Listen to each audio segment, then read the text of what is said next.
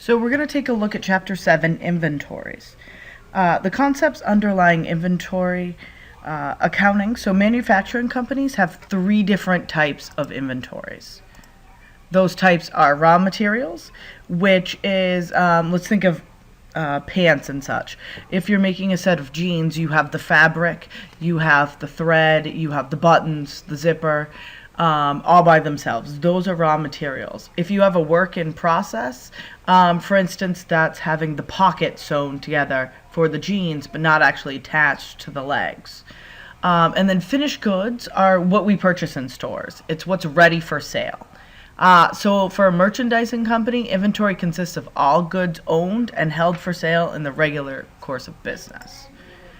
Inventory accounting applies to accrual accounting, and that's to determine the cost of the inventory sold. So think of it, every item we buy has a price, not the price we pay, but to the company that's selling it has a price that it costs them. So inventory costs include the invoice price, less any purchase discounts. So what purchase discounts are, if I buy something and it says, basically I don't buy it for 100%, I buy it less 2%, so I essentially only paid 98% for it. Freight in, so the cost what it cost me to ship it to myself, including insurance. So if I had to cover insurance, so things that come overseas, obviously you want insurance, and then any taxes and tariffs. The inventory valuation depends on the price of goods, which can vary year to year. So, think about it. We have inflation. What it costs for a big screen TV right now isn't what it used to cost. And it's necessary to make an assumption about the order in which items have been sold. So, you have a car lot, and it's pretty easy to track when that specific car got in. Right? Oh, I received this car 10 days ago. I sold it 2 days ago. Each car has a VIN number. Do each pair of jeans have a VIN number? No. Whatever you have there, you have there. So think about when I'm looking at inventory costs and such and how to price them, I think about fruit and vegetables. No one wants the fruit or the vegetables that have been sitting there for 7 days. They want what just came in. So keep that in your in mind as we're going through items and costing. So the good flow refers to the actual physical measurement of the goods in a company, and the cost flow associates with their assumed flow and the cost of items specifically. So merchandise in transit. So think about this. We, in the world we live in, things are shipped, things are received. So outgoing goods with a freight on board destination are included in the seller's merchandise, whereas those items shipped FOB shipping point are not. Incoming goods shipped FOB shipping point are included in the buyer's merchandise inventory, but not. So why does that matter? Well, remember, when we look at our balance sheet and such, it's all as of a certain date. So you still, even though you might not have the goods on hand, if you've ordered them, the way it was shipped means it could be your inventory. And think about it. If things are going railroad, it matters because it might not be yours. For instance, if that train gets derailed, who's at a loss? Who calls their insurance company for that? That all comes into play in these shipping determinations. Plus, also in my job, I look at it quite often for looking at inventory. So, goods to which a company does not hold the title should not be included in their physical inventory, and these include goods that are not yet delivered to the buyer, and goods that are held on consignment. So, consignment's pretty interesting. Merchandise that is the owner places on the premises of another company with the understanding that payment is expected only when the merchandise is sold and that unsold items may be returned. So certain things, have you guys ever seen someone stocking a grocery store? For instance, The other day I saw Pepperidge Farm stocking it. That doesn't mean that Walmart has purchased all of those Pepperidge Farms items. What happens is they put it on consignment, and the items that sell, they get, a percentage, and so does Walmart. But also, they say things expire and don't move, they have to take those back. They aren't a sale for that company. So one of the interesting items is, how do we price items? What's a realistic price for this? And that's where the market value comes in. So if market value of the inventory falls below the cost because of physical deterioration, obsolescence, decline in the price, a loss has incurred. So think about computers. Computers change all the time. If you have a computer that was made 4 years ago, is that worth the $600 it took you to make it? No. No one's buying the computer you made years ago for $600. So the loss is recognized by writing the inventory down to what you could sell it for, or what you could currently replace it for. When the replacement cost of inventory falls below its historical cost, that requires inventory to be written down also. So basically, you can't hold it on your books. Just because it took you $600 to make it doesn't mean it's a realistic cost on your books anymore. So each year or each reporting period, you need to look at that and verify. The inventory cost under a periodic inventory system, the value is assigned to the ending inventory, and it results of two measures: quantity and cost. So a periodic inventory system is it's used as things go out, as things go in, as things go out. So periodic means a period of time. Could be a month, could be days, could be a week, could be a year. Most of the time, it's not a year, depending on what type of business you have. But the cost is determined by using one of the following methods: specific identification. So specific identification is really used when you have things like cars. They have VIN numbers. You have paperwork detailing each car. That's pretty easy. Specific identification is not used in valuing a pair of jeans, or a little rivet, or fasteners or bolts and such. Then you have average cost, which basically takes an average of what all the items you have on hand, and it takes a look at the total cost of goods available for sale divided by the total number of units available for sale. And then you have first in, first out method, which we'll call FIFO, and you have last in, first out method, which we'll call LIFO. The choice of the method depends on the nature of the business, the financial effects, and the cost of implementing the system. Some are a lot more expensive to implement. So specific identification identifies the cost of each specific item. It can only be used when it's possible to identify the units, such as cars, as I noted. It may appear logical, but most companies do not use it because it's impractical, if not impossible, to track a lot of their purchases and sales of individual items. When a company deals in items that are identical but bought at different prices, deciding which price sold becomes arbitrary. So you buy all the bananas at a certain price, you buy half of them at $4, you bought half of them at $4.50, which price do you sell? You can't really identify items like that. So the average cost is also called the weighted average method, and that's very simple to calculate, but not very accurate most of the time. So the inventory is priced at the average cost of the goods available for sale. So you know exactly what it cost you. To build all of these items, it cost me $1 million, and you have 100,000 items. Therefore, you know the average cost. You take the total cost of goods available for sale divided by the total units. So the average cost method tends to level out the effects of cost increase and decrease because it just takes a floating average, essentially. Ending inventory is influenced by all the prices paid during the year and the cost of the beginning inventory. First in, first out method assumes that the cost of the first items acquired should be assigned to the first item sold.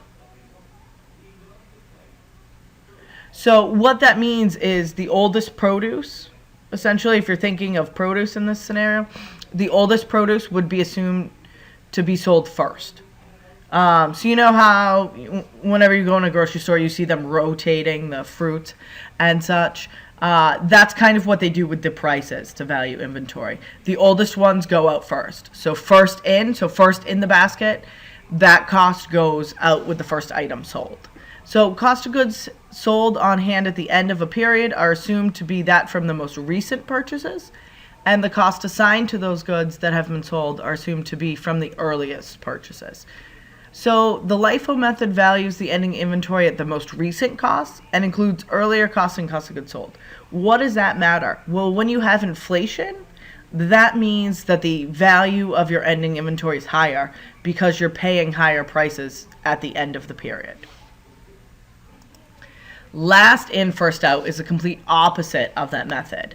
So the costing of inventory assumes that cost of the last items purchased should be assigned to the first item sold, and that the cost of the ending inventory should reflect the cost of goods purchased earliest.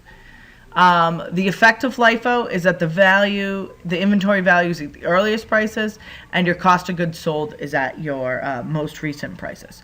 So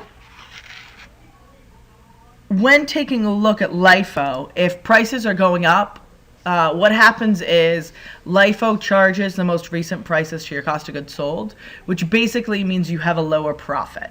Now everyone sitting there says, no, profit is good. Profit is good, but it comes with a price of higher taxes. So when you take a look at that and everything, a lot of people, for tax purposes, like to use LIFO, but what happened in generally accepted accounting principles is they said, look, we get it, you want to lower your taxes, but you can't have your cake and eat it too. So if you are going to use the LIFO method, you have to use it for book purposes, for your financial statements, and you have to use it for tax purposes. So when we take a look at FIFO, in a period of rising costs, which charge the earliest prices to the cost of goods sold, FIFO basically creates a larger net income and a higher inventory value on their balance sheet. The gross margin under the average cost method, you guessed it, falls right in between LIFO and FIFO. So a lot of people think, oh, average cost is easy for me to calculate. It falls in between. I'm gonna be conservative. So, as I said, the IRS governs how inventories could be valued for tax purposes. They give a company a wide choice. They can use specific, average, FIFO, or LIFO. But during a period of rising costs, a company using LIFO will pay higher tax rates if they let their inventory at year-end fall below the beginning level.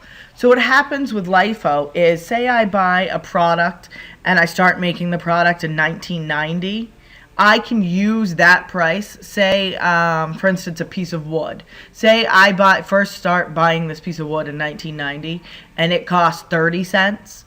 I can then in 2015 say that I have still held on to that piece of lumber from 1990 and it costs 30 cents. If I have an issue and basically I use up all of my product or a lot of what I have, you can have what's called the LIFO liquidation, and it basically means the units sold exceed the units purchased for the period. So I basically went deep into my inventory, and that will cause me to have a huge tax implication from that. So under the perpetual inventory system, inventory is updated as purchases and sales take place. So think of Old Navy. When you scan, or Walmart, or wherever, most retail shops, when they scan it, it goes out of inventory. Most manufacturing and businesses don't have, besides retail, don't have a scan function. So when they're taking stuff off the shelves and building different pieces and such, the inventory system might not be updated as regularly. So the cost of goods sold is accumulated in the perpetual inventory as sales are made and costs are transferred from the inventory system to the cost of goods sold account. The cost of ending inventory is the balance in the inventory account. Goods are valued in the same methods. It's just a matter of how often it is updated. For a specific identification method, detailed records for purchases and sales are maintained under the Perpetual system, and they facilitate the use. AKA, when the car comes in, it has a specific invoice, it has papers and such. Under the Perpetual system, the average cost is computed after every purchase or a series of purchases, depending on how items are sold. FIFO, when the costing of inventory with FIFO or LIFO, it is necessary to keep track of the components of inventory because as sales are made, specific costs can be assigned to the proper order. So valuing inventory by estimation. When you take a look, the most commonly used methods for estimating the value of inventory are there's the retail method, which estimates the cost of ending inventory by using a ratio of cost to retail price. So I basically mark up my product 20%. So if you know what everything would sell for, then you could take a look at that. And then the gross profit method, which assumes the ratio of a gross profit for the product remain relatively stable for the year. You can calculate with that. Obviously, when using the word estimation, it means it's not as accurate as other methods. So the gross profit method is used in place of the retail method when records of retail prices of the beginning inventory and purchases are not available. So basically, when you can't identify different things, you don't know what your beginning inventory was and your purchases and such for the prices. The method is acceptable for estimating the cost of inventory for insurance claims and for interim reports, but not acceptable for valuing in financial statements. Gross profit method involves 3 steps and such, but again, most of the time it's really only used for inventory claims. So a lot of times when your building burns down, so does your inventory records and such if you're keeping on paper. So now let's turn the tables a little and let's take a look at a few ratios in inventory. So there's the inventory turnover. Remember in Accounting 1 we looked at some ratios and such. So the inventory turnover is the average number of times a company sells an amount equal to its average level of inventory. So basically, how long does it take me to take a product from the jeans, the fabric, the thread and such to fully sold to a customer? How long does that take on average? Then there's also days inventory on hand. So it's the average number of days it takes a company to sell an amount equal to its average inventory. So what that means is if I stop producing today, how many days can I go with my sales? So, certain things like around holidays, they need to know that if they shut down for Christmas, they still have enough product to sell for the next few days after Christmas and such. So those ratios help look. And it also helps you look and see if you're holding on to too much inventory. If you have 365 days of inventory on hand, clearly you're overproducing and your product's not going anywhere most of the time. To reduce levels of inventory, many merchandisers and manufacturers use the supply chain management in conjunction with just-in-time operating environment. So supply chain management is a company uses the internet to order and track goods that it needs immediately. So it's basically you have to work very closely with your suppliers and know, okay, I ordered this on Tuesday, I'll get it by Thursday, I can put it in my product on Friday, and it can go out. And different things. Or, okay, I need to complete this order in 2 weeks, it's shipping to me, it'll be here on Wednesday, and I can do it. Now, a just-in-time environment is one where the goods arrive just in time as they are needed. So, for instance, I am due to start a job on Monday. Those parts literally arrive Monday morning. I complete it and get it out. It basically says, okay, you don't need any inventory on hand to do it. Now, how many of you remember Dell computers when they weren't sold in stores? So Dell actually used to do the just-in-time.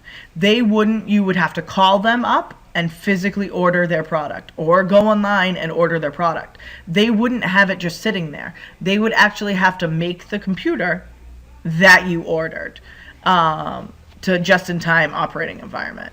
Essentially they still do that because they will hand make a computer for you. In fact, that you can ask for your specific memory and everything. But they also found that they were losing the market because they weren't in stores. So now you can go to Walmart, you can go to Target, you can go to Best Buy, and you can buy a Dell computer.